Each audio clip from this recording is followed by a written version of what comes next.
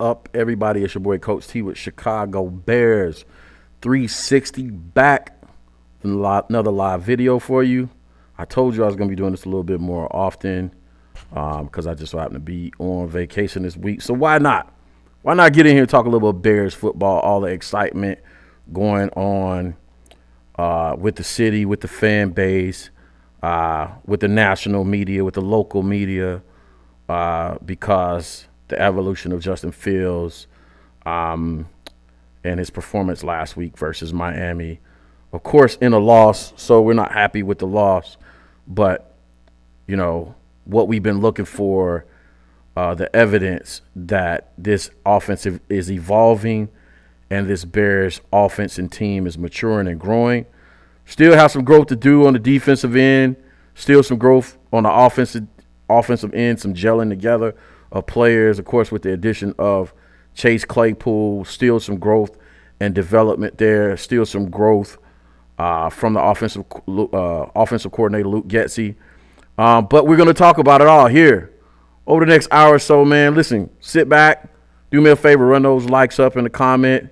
Share. If you haven't, it's the first time viewing the program, subscribe. And we're going to share. We're going to get to it. Do me a favor as the intro comes. Run those likes up. Let's get this algorithm busting, and let's go.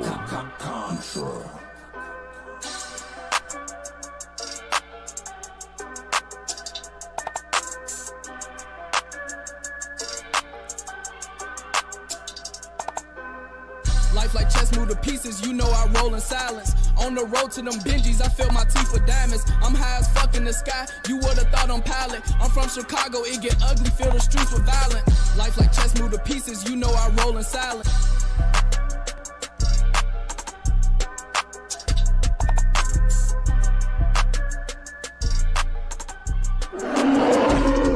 Past, present, future. We bear down. And just like that, we're back. Listen. Just like that, we're back. Listen. We're going to talk about, Justin Fields. I'm actually going to take a look at some of the film footage live on the show today and let you know some things that jumped out to me as I was looking through the film. Everything except from, I think I'll include some of the touchdown passes. Why not? But some of the things that was jumping out to me strategically that's happening in our football team because of the addition of Chase Claypool, and then some other things that jumped out to me or whatever comes to me live. Y'all get to see how I do it, man, here live on the show as we jump into it real fast. Before we jump into all that, do me a favor. Let me do this. Shout out to all my field soldiers, man. All the field soldiers are everybody that I like, subscribe, shared the videos. Over 2,800 of you. We're still trying to get these numbers to go up even more. So do me a favor, like, subscribe, hit the notification bell. You can also follow me on Bears 360 _ Coach T on Twitter. Let's chop it up on Twitter. Let's debate. Let's have fun with it. Whatever the case may be, man. It's all part of the game, man. It's part of, being a Bears fan and all that good jazz, man. But listen, having a good time, man, on vacation. This is probably my third show I've done since I've been on vacation, trying to relax a little bit. It's been more of a challenge than I expected it to be because my mind is always on work, and I got a lot of stuff to do. But nonetheless, I had to take some time off to decompress, and I still got the weekend to try and accomplish that task. Also, I'll say this. The Atlanta Falcons game's coming up in a couple weeks. If you plan on coming to the city or visiting the city, find me on Twitter and DM me. We're going to tailgate.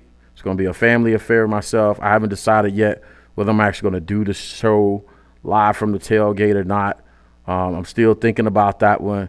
But if you're coming to the city, hit me up, man. Let's link up. Let me give you ins and outs on the city because everybody thinks it's sweet down here. It ain't always sweet down here. You got to know where to be and where not to be, what to say and what not to say, and move accordingly, right? So let me make sure all our field soldiers, you come to the city for the Falcons game November 20, or the week of November 20, you come down here safe and you have a good time, man. So, Bears fans, how are we feeling?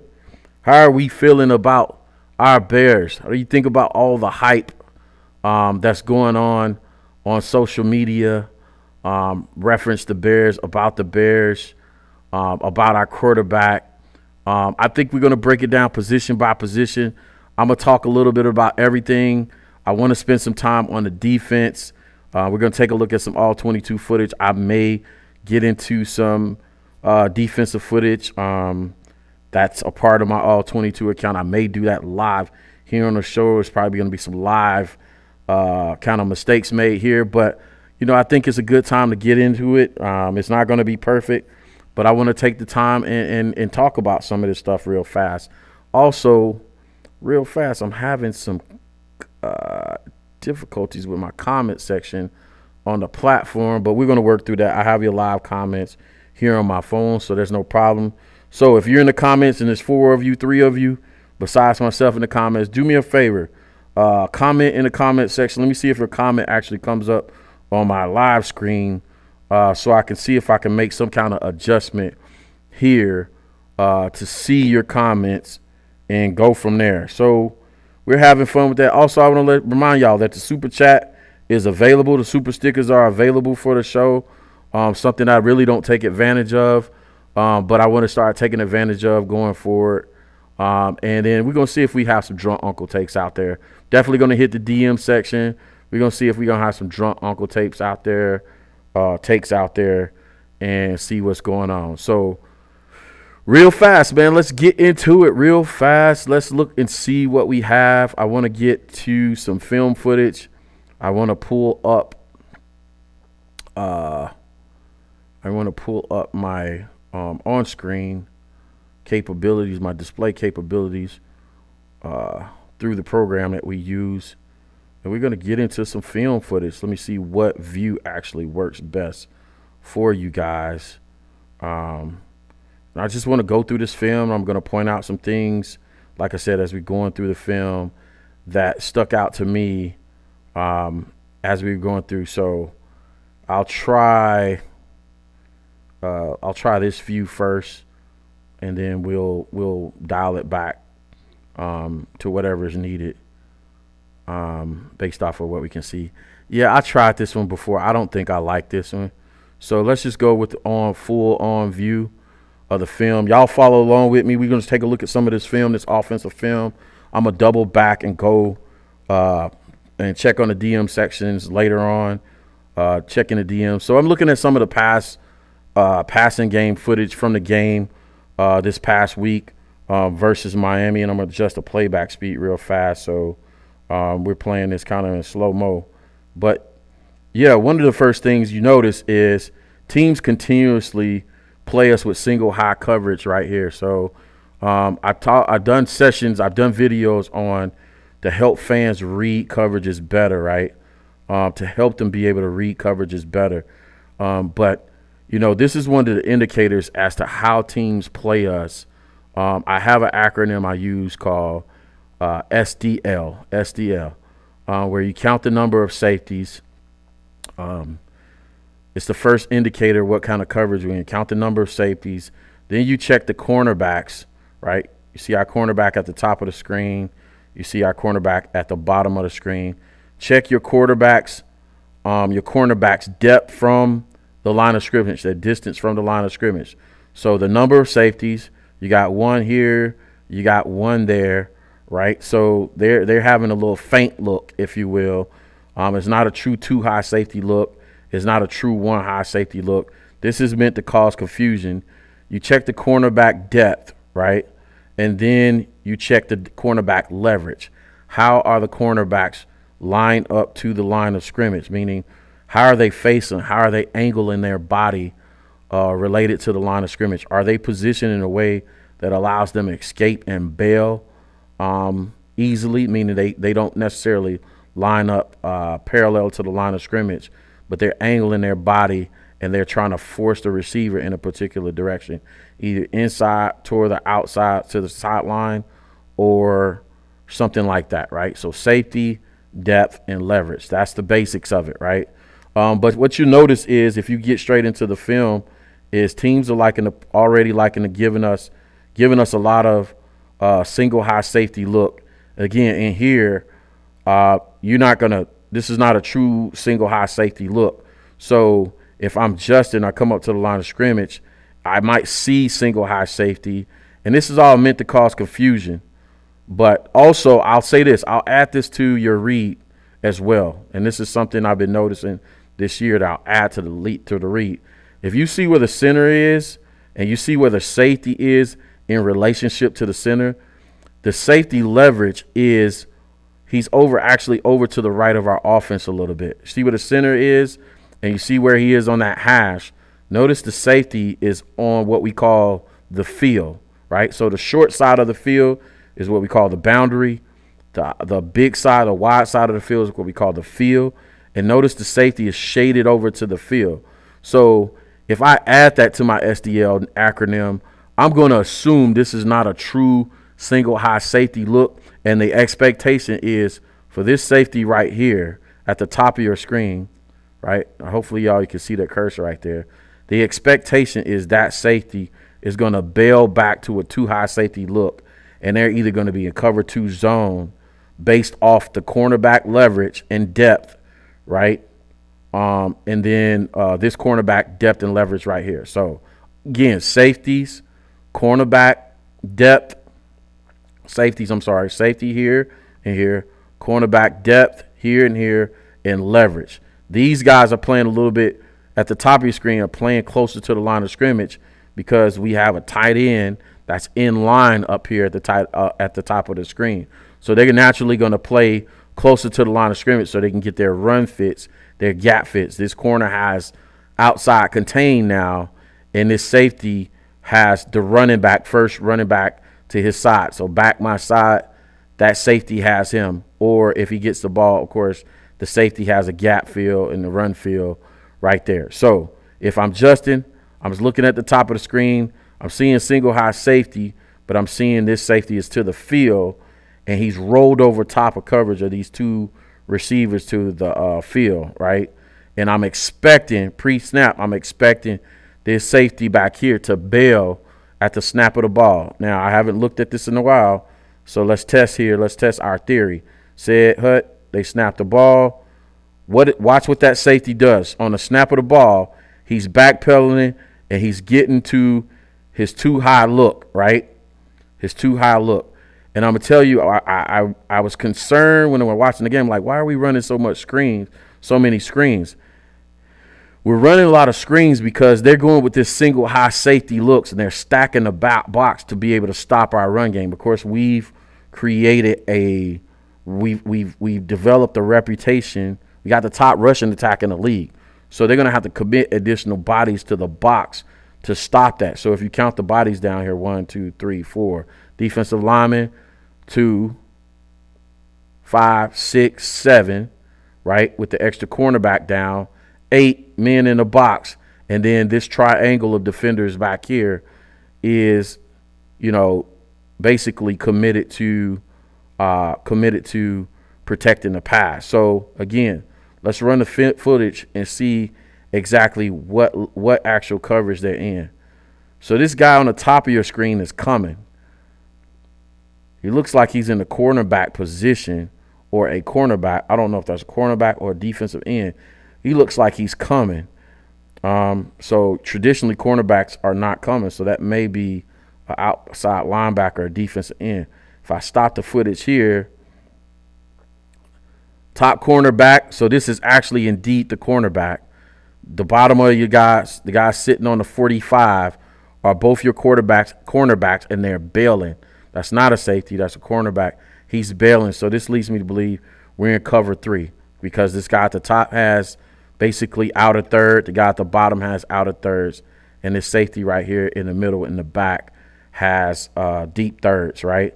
And this is exactly the play call you want to call because these guys got to respect and they have to guard their boundary. They have to take care of their outer thirds, and the guy has the middle third. So let's see how the play plays out. So screen play, a bubble screen to Darnell Mooney, right? Quick screen. Justin has gotten better at throwing these, right? Side angling his arms and getting this ball out.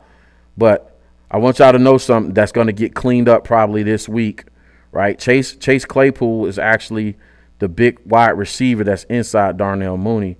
And if he takes care of the first man that comes to him, right, and this is him being new to the offense, and hopefully this gets cleaned up, right? If he takes care of the guy that's right in front of him and blocks him, then it creates a wall with the offensive lineman for Darnell Mooney to run behind if he just takes care of the first guy, right? So Chase Clapp passes up on the first guy thinking Darnell already has the ball. So it's a matter of timing, right?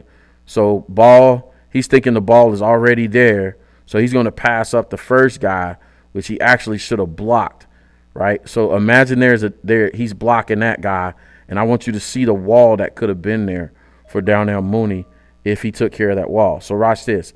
If Chase takes care of that guy, look at the offensive lineman right here, right? So imagine if he's blocking this first guy, then the offensive lineman, the tackle, Reef, can come out and get the first guy that comes after that guy, and they create a wall for Darnell Mooney to cut back to and make a play here. But this is what you're going to see. A lot versus cover 3. You're going to see, because we can run the ball, you're going to see some quick screens. You're going to see some tosses.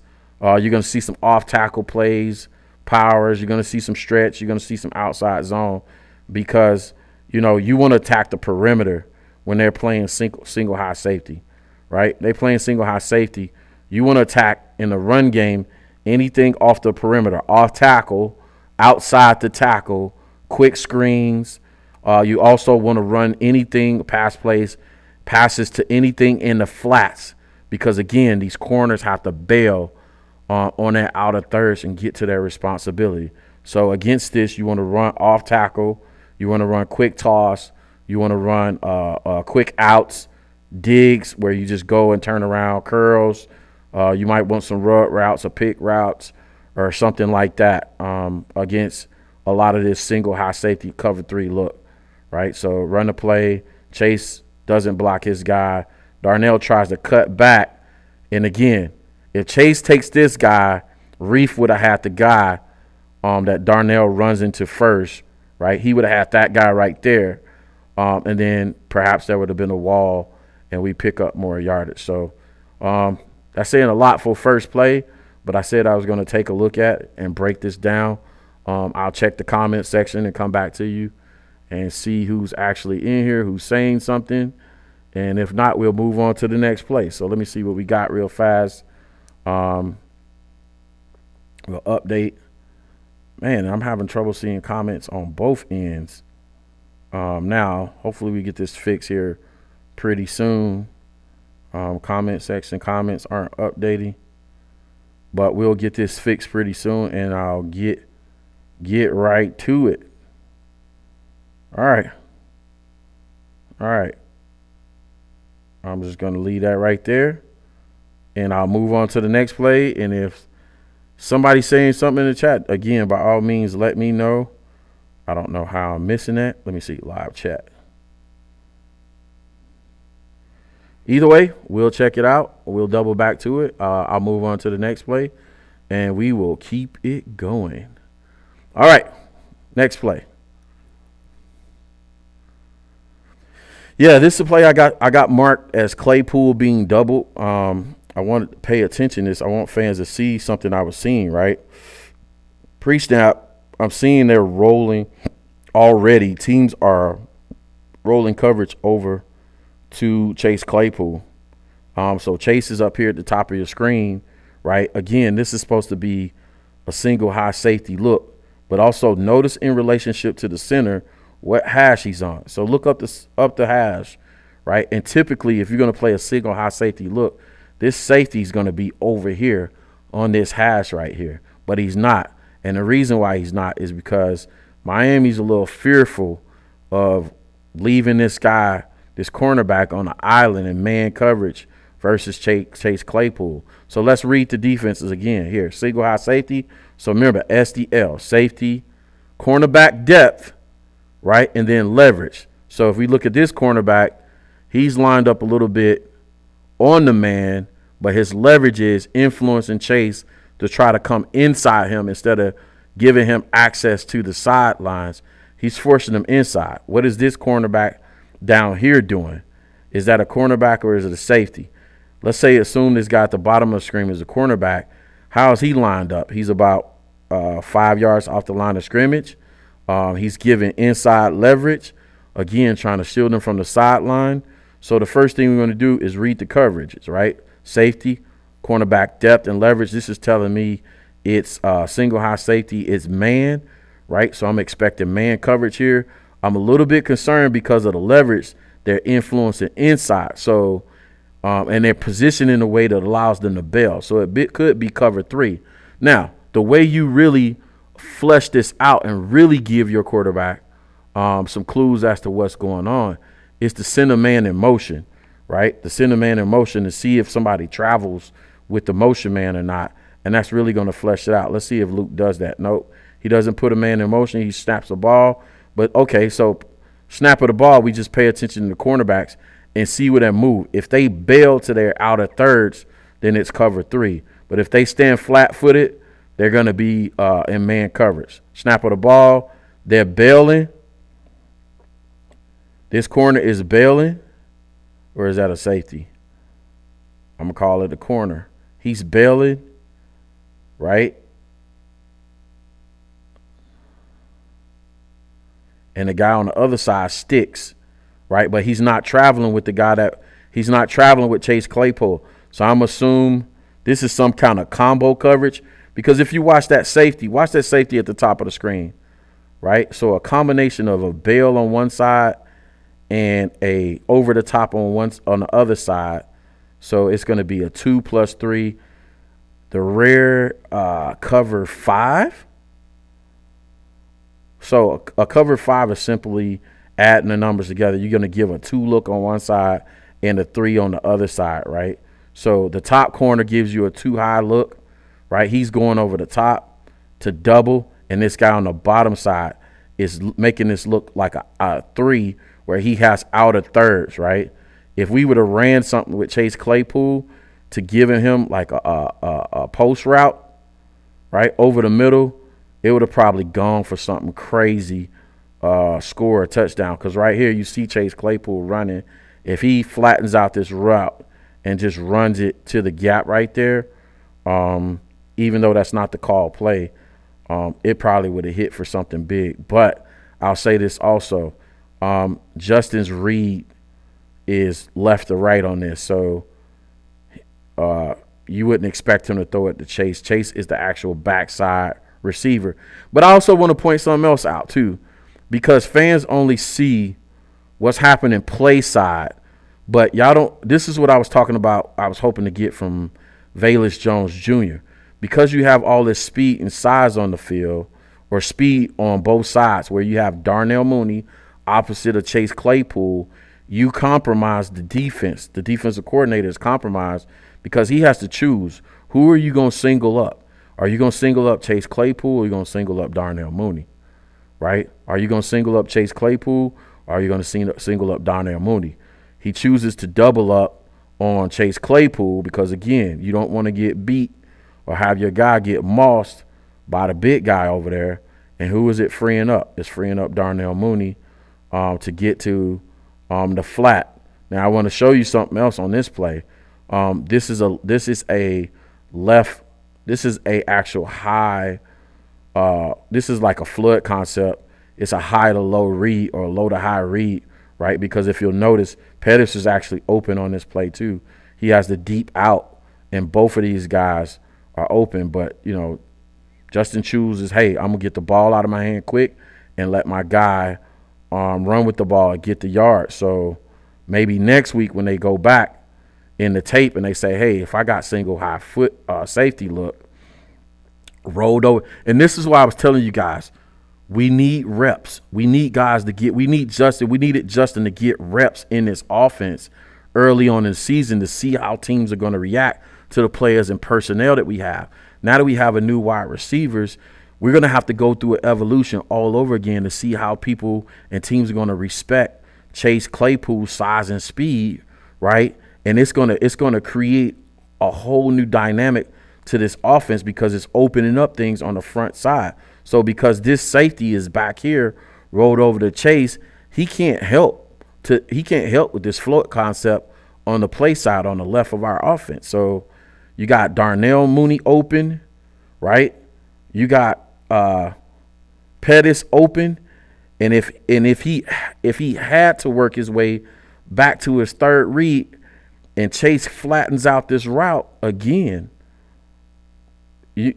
all three of these guys could have been open and potentially on this play, right? So I want to say this is some kind of it's not a robber, it's not a cloud 5. Yeah, I might call this. No, it's not a cloud cover. I would call this a cover 5 because you got a combination of 2 and 3, right? You got 2 on the top side, 3 on the bottom side, right? And we beat the play, right? So again, having new players is putting these guys, putting our defenses in compromising positions. So real quick, let me jump to the comment section. I'll see what you guys got going on in the comment section. See if there's any comments or questions I could read out loud and bring up. What about the hang? Oh, Sunquill, I can't bring you up on the screen because my program is acting crazy right now. But I saw your comments. Do me a favor also, as you come in, like, subscribe, hit the notification bell. Sunquill, y'all can't see this. Sunquill said we about to hang a 50 burger on Detroit. I believe we're gonna have an explosion, but also after we have an explosion, offensive explosion, versus Detroit and maybe against Atlanta, at some point we're gonna hit a wall. And not to be a negative Ned or anything, but I just think teams at some point they may. Let me say, I won't go definitively and say that's going to happen, but I believe at some point, and maybe not with the addition of Chase Claypool, they'll begin to catch up with what we're doing on offense, and at least begin us. They're not going to maybe stop us, but they'll begin to slow us down a little bit. So bringing up another play again, what's the coverage? I'll give you guys a quiz, let you take the test. What's the coverage right here? What's the acronym we use? Safeties, depth, cornerback depth. Now, look at the difference between the cornerback depth on this play compared to the last 2 plays I showed you. And to show you. And then also look at the safeties alignment compared to the center on this particular play as to kind of what they're doing. Like little details like that make the difference when you're, watching film and also reading coverages as a quarterback, right? So before, the safety would have been rolled over top of Chase Claypool, or he would have been lined up to the field, right? So they're not rolling coverage here on Chase Claypool to either side. So we got a trips left look, trips left bunches, tight, right? But the safety is right aligned with the center, right? Instead of cheating over to the man side. Now, I don't even know what this play is, but immediately I'm already either going to throw the 9 route to Chase, or I'm throwing the ball to Chase regardless right now, because this safety is not helping. You got one-on-one matchup versus a corner, and I'm telling you this is in man coverage, single high safety. These guys are already only a yard or 2 off of the receivers on the line of scrimmage. Their depth is a yard, and then their leverage is they're playing flush or straight up with a cornerback. That's man coverage all day. So whatever I'm in, if I'm adjusted, I'm checking at the line of scrimmage, and I'm throwing this 9 route to whoever this bottom receiver is, and I believe that is Chase Claypool at the bottom of the season, at the bottom of the screen. Remember, the conflict we create, that Luke Gessie is creating as an offensive coordinator, is putting Mooney and Chase Claypool opposite of each other in the formation. Put your speed on opposite end of fields because you make the defense guard the entire 53 1/3 width of the field, right? Keep them apart, right? And if where you can, keep them apart. You'll line them up together sometimes, but make these guys play. You want to force them to play 2 high safety looks because you want them to realize you're going to get beat if you keep going with that single high safety look. So that's the pre-snap read. We go into the play. Oh, does it skip out on the play for us? Oh, so that's a pre-snap read. It didn't go into play. We move on to something else. All right, cool. Let's see what happens.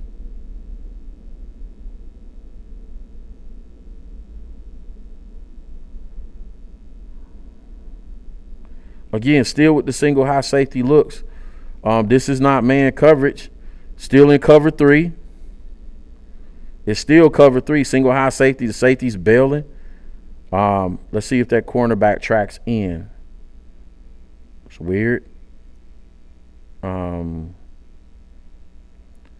It's match. It's match. Cover 3 match. Right? So whoever runs in your zone. Why is that cornerback coming with? Maybe he sees everything that's in front of him and he realizes.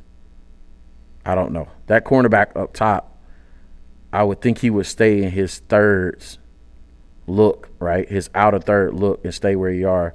But again, I told y'all, right? Whatever you do against single high safety is getting out to the flats with these quick outs and stuff like that, running back throws and allowing something to get to the flat. So run the ball off tackle, run off tackle, power, outside zone, stretch, toss, and then you run your quick screens. And if you're actually going to throw the ball through the air, run these quick outs like this, right? Run these quick outs like this and try to get you some easy 4 and 5 yard completions. So that's that play. Sorry about the film there. Kind of broke it up and jacked it up a little bit. But, that's what you get, man. We just doing the best we can on a live show. Let me check the comments on my phone real fast to see what we're doing. Wish I could bring these up on the screen, but again, this program gives me some kind of trouble every show. But here it is. Rico Pesos, my friend, is saying Bears offensive line looking really solid on the run block early on. Yeah. I think so as well. I think our run game has not. It's been solid all year long. Like, these guys know how to run block collectively across the group. And then I don't want to leave out Cole Kmet's responsibility and his effectiveness in the run game as well. Cole's run blocking is underrated. A lot of fans don't pay attention to what he does for this football team in the run game, and they really miss out on what he's doing. Rico asked if Eddie Jackson will be a Bear next year, even though honestly, I don't know, Rico. I think he's still under contract for another 2 or 3 years. So if he is, I fully expect him to be here for a long time, at least through the duration of his contract. You have to have some cornerstone pieces when you're building a team, building a franchise. And I think Coach Flew loves what Eddie does for our defense in this look. So, yeah, I think he's under contract for a couple more years, and he's going to be with us for a long time. Let me get back to the film footage and breaking down what I see. Again, I'm going to try and move a little bit faster with some of these plays. These are all pass plays, and I wanted to try to use everything except for the plays that people typically pay attention to, the big plays, the highlight plays, the breakdown, how teams are playing us, and what we can expect going forward. Again, people are scared of our run game, so what are we seeing? Single high safety looks, cover 3, cornerbacks are bailing. Lets you know cover 3. Let me check this cornerback down at the bottom of the screen. Look, you see that cornerback turn and run? Watch both quarterbacks turn and run. Boom. Snap of the ball. Boom. Snap of the ball. That is cover 3. Textbook cover 3. Right? And Justin knows what he has pre-snap, so he knows where to go with the ball in a lot of these situations pre-snap. Now, the execution is all up to him, right? Now, I think this is the big touchdown run, and Justin actually has what is it? Is this Claypool? Yeah, he has Claypool on the mesh cross route across the middle. I don't know if he's seeing the shorter intermediate stuff because of offensive lineman right in his face. But, this will get timed up and they'll get better at that. But that's NFL open, right? That's NFL open right there. You would take Claypool right there on the shorter route, or like he said, this is the touchdown run. He started to throw it to Darnell, but Darnell had turned when he went to his quarterback motion. Darnell had turned and began to bail on the route before he could let it go. Now, if he throws this ball, it would have been an interception, and the fans would have been going crazy. If he holds it and just waits on Darnell to adjust on the route, then it's an easy touchdown throw. It's a 60 down. It's a 60-yard. So this is for all my Justin hasn't thrown for over 200 yards yet, right? So why are we going crazy with Justin rushing? He hasn't thrown for over 200 yards in any of these games. I'm going to let y'all know it's there. This could have easily been a 60-yard touchdown pass instead of a 60-yard run. It was remarkable that he got the run. But watch this. Darnell could have got the 15-yard gain right here and sat down and got the 15-yard gain. Or if either one of them are patient, Justin sits down, Darnell sits down and get the 15, 20-yard gain right here. Or Justin sits down and waits on Darnell to break on this route. It's a 60-yard touchdown because watch this. Darnell is gone. He bails on the route, doubles back, and goes for the deep route. By then, Justin's already taken off, and he's making, what we come to know as a historical run. I didn't plan on showing that play, but I wanted to do everything but that play, but why not?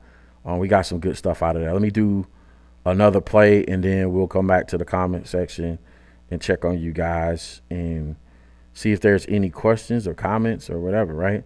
So by this point, I'm already knowing we're going to see some kind of single high safety look. Miami is showing their road, what they're doing right here. Now, this is what I'm talking about right here. When I say when you're reading defenses, if you want clues, right, as an offensive coordinator, you start sending guys in motion. If a guy follows him, you're in man, right? You're in some kind of man coverage, right? But, again, you still have to check safety count, cornerback depth. So I'm still seeing cover 3 with this, even though they send a man in motion. I'm still saying cover 3.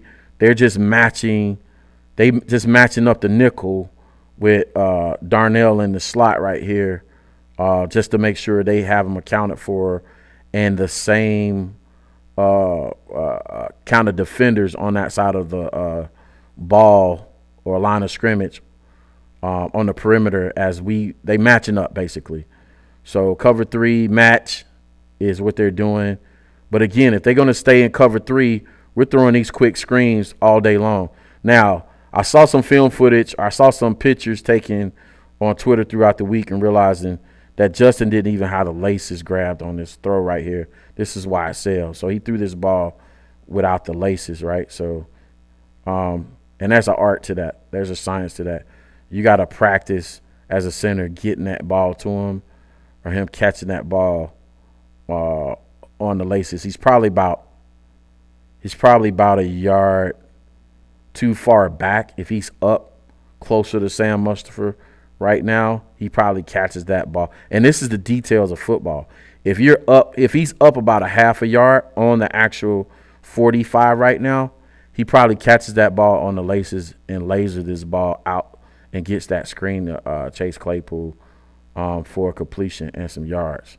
That's how important the details of football actually is, and why you rep things in practice and why you try to get things done real fast. Let me check the comment section. Let me see what y'all talking about in this here comment section.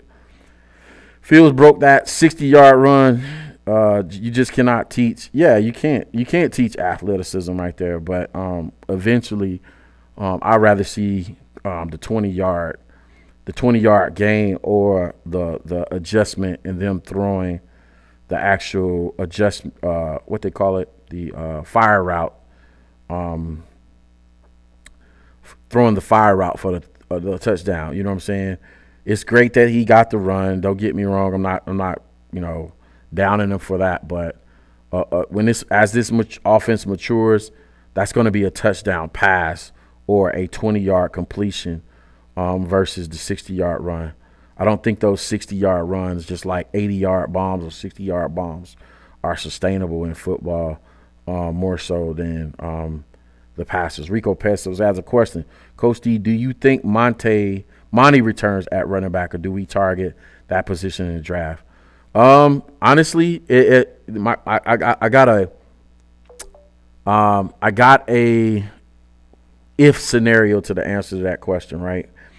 If Monty gives them a reasonable, if his agent and himself are asking for a reasonable price, he'll be there, because we don't have a running back on this roster that is good at pass protection and pass blocking as Monty is.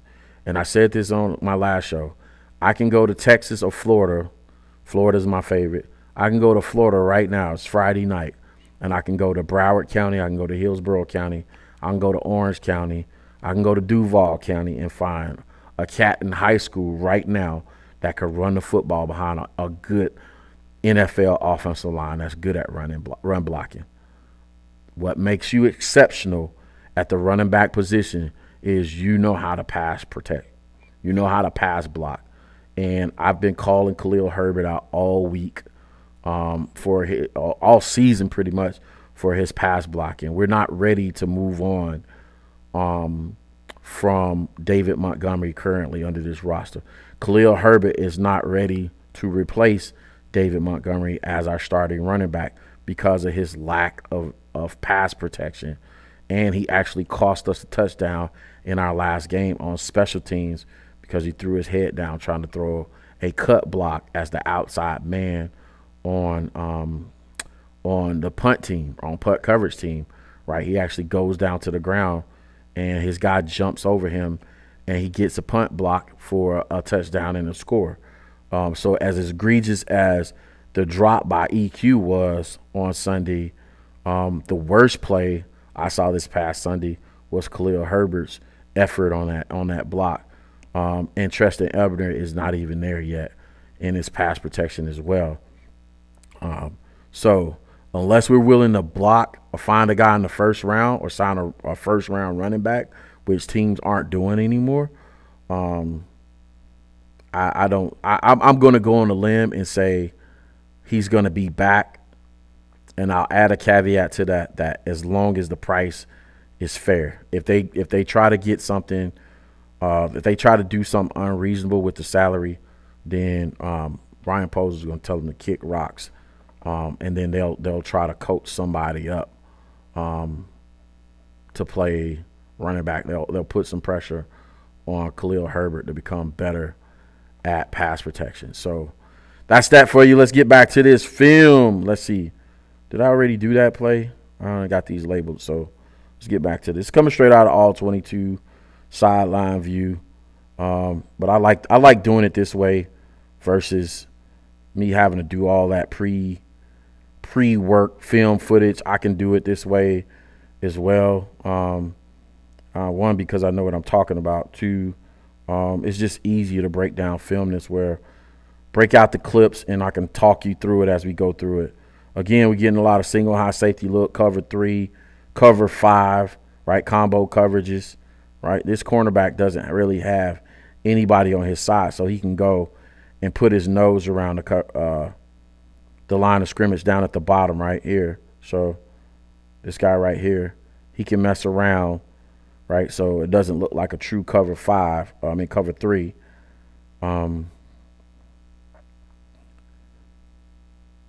So you see the top corner bailing the safety dropping to his depth. And this is what you get with play action, though, right? So you see Justin stick the ball in the belly of the running back. David Montgomery. You're trying to get these linebackers to move up towards the line of scrimmage, and you're going to run a route behind them and have the guys sit down. This is a beautiful design by Luke Getsy in a true cover 3 beater, right? The only thing that could probably make this play better is but again, you see what happened. Only thing that can make this play better is if you get this bottom tight end down here out in the route combination and get him out in the flat to keep this cornerback away from the play, because if he can get out there and he can cause a distraction, now maybe he's occupying guys in the flat somewhere right here, and this is a catch on the move, and if you can beat the safety, you get up in that lane right there, and he's still off to the races. But because we need help in pass protection, this is what I tell people who's actually making this play. Pettis. This is what I tell people about Cole Kmet, right? He's underrated, and people don't pay attention to Cole's play. He's actually in on pass protection right here, and he's blocking, helping the block, helping the offensive line out. Now, when we get a guy that can truly win his one-on-ones at tackle out here, he doesn't need safety help. Look at the number of safety. Look at the number of eligible receivers going out versus the number of cornerbacks. We're not even supposed to win this numbers-wise, right? Numbers-wise, we're not even supposed to win this. It's 2 versus 6. 3 linebackers, 3 DBs. We got a 2 versus 6 number-wise, and Luke is somehow winning this matchup with only 2 receivers. This is how you know your offensive coordinator is dialed in, right? When we get a great offensive line, I'm going to tell you what this is going to look like with a great offensive line. See how we have 2 versus 6 right here, 2 versus 6. When we get a great offensive line, you're going to have the tight end in this route combination, and you're going to have the back leaking out to the flat out here. So then you're going to have 2, 3, 4 guys versus 6. 4 versus 6 gives you a better percentage chance of being effective at offensive football. You have to manipulate the numbers. So all my detractors who were saying, oh, he wants to be like Getsy and run 5-man protection. Yeah, 5-man protection gives you the liberty to send additional eligible receivers out into the pass combination. So instead of you just having 2 guys out here, you have your running back out eligible to catch the ball. You have your tight end that's down here blocking. You get him in the pass pattern. And now instead of this going for a, 10, 15-yard completion, 20-yard, if your wide receivers out here occupying these 2 guys down here at the bottom of your screen, if they run an out, if he runs the out right here into the flat to the field, right around the 35 right here, if he runs out to this linebacker and this cornerback have to respect that. And perhaps Pettis catches this ball on the fly and he's still running down the lane, right? That's offensive football 101. But because we have to, you see, we actually have 7-man protection right here. You got David Montgomery. Count the number of bodies in protecting. 1, 2, 3, 4, 5, 6, 7, 8. 8-man protection. 1, 2, 3, 4, 5, 6, 7, 8. Plus your quarterback. Why does it look like we're missing somebody? Or am I counting too many? 4, 5, 6, 7. 7-man protection plus your quarterback, 8. Oh, my God. Why does it feel like I'm miscounting? 4, 5, 6, 7, 8, 9, 10, 11. Yeah, so 8-man protection, 7-man protection. 8-man protection plus the quarterback, and then 9. That makes 9 plus 10, 11. 2-man route combination. Again, when we get better at offensive line and we don't have to block with 8 guys, then you're going to see this 20-yard, 15, 20-yard game turn into a 25, 30-yard game perhaps, or a touchdown. That's offensive football. That's football 101 right there, right? When we make a few additions, guys that can win one-on-one, that's why it's important that you Dudes that can get the job done up front, man. Everything starts with the offensive line, and you want to be able to block with 5 guys primarily, right? For a great percentage, I'm going to say you want to go 5-man protection in a double digits, 20. A good look for 5-man protection is in 20 and 30%. If you get up in the 50s, you're a Super Bowl caliber team when you can block 5-man protection at the rate 40 and 50%. And that's just my opinion, right? So I'll give you an example right here. Is this 5-man protection right here? So single high safety look, right? Cornerback depths and leverage. Look, cornerbacks is bailing. Again, cover 3. What protection do we go with right here, right? Are we going with 60, 50, 60, or 70 protection, right? Tight end goes out. What does the running back do? Running back leaks out to the flat. 5-man protection right here, guys. When we can do this consistently right here, 5-man protection. But see what happens when you have 5-man protection, and see why we have to keep additional bodies in. Great timing. What happens? Now, this is partly on Justin too, because that's open. The halfback is open in the flat. N'Keal Harry is open. This guy's open. Go ahead and take the check down, Justin. Take the nickels. Take the nickels. Throw this ball out to Montgomery in the flat. Or who is that in the flat? Yeah, throw it to him in the flat. Let him get you yards. Let him make a guy out here in the flat miss, right? So part of that is on Justin, right? This is a good pocket. I should run it in full time and count it out. That's a good pocket. Just let the ball go to the floor. Running back in the flat or throw the underneath route. This is where he can get better right here. He can get better at this stuff. Taking the nickels, man. Taking the nickels. And he's going to get better at that. But that's a way, one of the ways he can get better. But y'all see how the difference between 5-man protection versus 6-man or 7-man protection, how it affects your offense and how it shades the numbers, to a disadvantage when you're out there. So we gotta get better at that. We gotta get better at that level of protection. Listen, I've been at this about an hour now. I appreciate you guys hanging out with me. Definitely wanted to get out here and spend some time with you, man, and just break down some of this past coverage, past film for you off of the All-22. Again, I'm expecting us to see a lot of cover 3 coverages and like that. Cover 3, cover 5, cover 3 zone. They might start running some robber looks and some underneath coverages to start taking some of our flat routes away. But I'm expecting Detroit to do the same thing. They have to stop our run, so they're going to have to go with an 8-man box look. And there's going to be opportunities for us to go over top with either Darnell Mooney or Chase Claypool in this Sunday's game. And that's going to be opportunities out there throughout the season to get that done. Now, I'll say this. We've been able to run the ball versus 8-man boxes when we place a fullback in the game. Carrie Blasting game, we've been able to run the ball versus those looks when we put Kari in the game and, basically pound it up in there.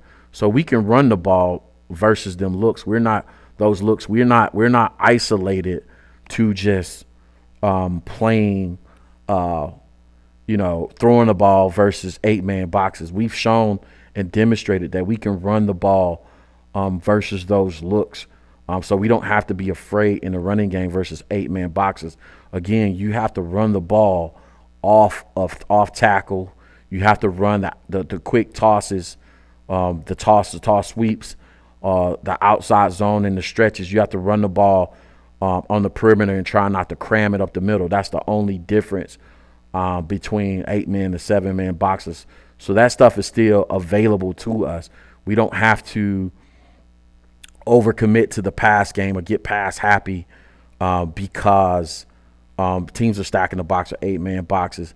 And matter of fact, if they indeed stack the box with 8-man boxes and we still run the ball with consistency, then we can still go over the head with some play action and get to the perimeter, get to the outer thirds and hit some big shots down the field still. So it's a lot of ball out there and a lot of opportunities available to Luke Getsy to call some things that's gonna end up putting us in some good positions to make some plays in the coming weeks.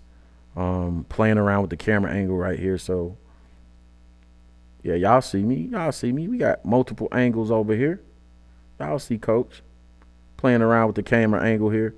But yeah, we're able to do some different things with this offense and do some special things still versus 8-man boxes. And I think that's what makes this offense dangerous. And once Justin starts hitting those check downs, you're going to see the over 200-yard games, the passing games that he's going to have throughout the season. You'll see him start hovering around 250, 300 yards, and then eventually, once he masters the check downs and allowing guys to just get out there and run, and as he and Luke Getsy grow together, you're going to begin to see them over 200 yards game, 250, and as our receivers get better, then you'll start seeing the 300-yard plus games and us evolve. But like I said, I still expect, there to be a humbling at some point for this offensive football team. I think we're on a roll right now. If I look at the schedule, and I think I called this out before, and it may or may not happen, but I just feel like once there's film out there for us and teams are able to catch up with our team, we'll get humbled at some point. And teams still not this offense has evolved again with the arrival of Chase Claypool, right? So we have another dimension to it. So I don't think Detroit will catch up with us. I don't think Atlanta will have an adjustment. My expectation is that the Jets will be that team that actually comes out and he at least slows us down a little bit offensively, and then we're going to have to do some things on defense if we want to pull that game out. So I'm expecting, by the game on the 27th of November, the Jets game, I want to see this defense actually grow up and catch up with the offense. And as our opponent's defense starts catching up with our offense, that our defense begins to mature and grow up. So I'll do a quick prediction of the schedule of next week. I'm fully expecting us to win versus the Lions. I expect us to score in the high 30s. Somebody claimed a 50 burger on Detroit. I don't know about all that. I expect us to still stick around the low 30s, the mid 30s range. I'm expecting a win here in Atlanta, the game I'll be at. Expecting a win here in Atlanta. And this Jets game, I feel like it's going to be heavily dependent upon the maturity of our defense. If our defense can grow up over the next 2 weeks, then the Jets and the Packers game, those will be two key games to determine whether we actually sneak into the playoffs or not. If they can grow up in the Jets game and help the offense out with some turnovers or something to help us pull that game out, we'll go into Green Bay week and beat them.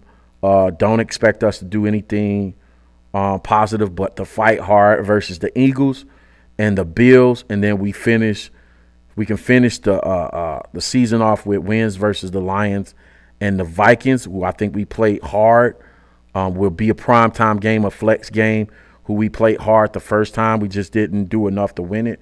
We can beat them and sneak our way into the playoffs. So there you have it for me. That's the show.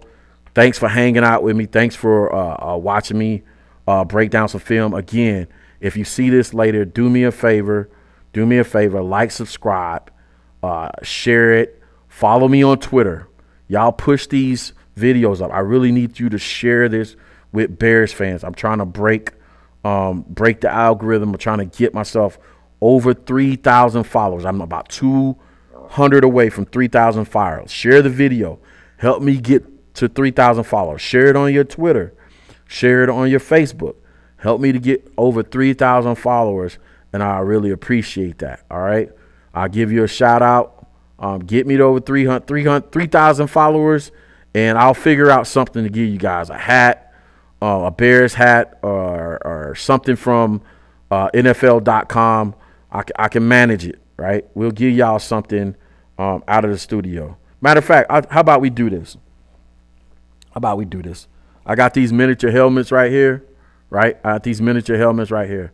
Get me over 3,000 followers, right? And we'll do a drawing for a miniature helmet. You know, I have one here. I got this type. And then I have the classic miniature helmet that you guys see back here. See the classic miniature helmet with the white C, gray face mask. We'll do a drawing for one of these miniature helmets and get y'all that. So get me to over 3,000 followers and we'll get you a miniature helmet into the mail for you and we'll go from there. How about that? So thanks for hanging out with us again.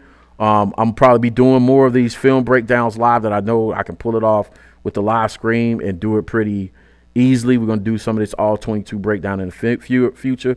But thanks hanging out for me, and we'll see y'all next time. Bear down.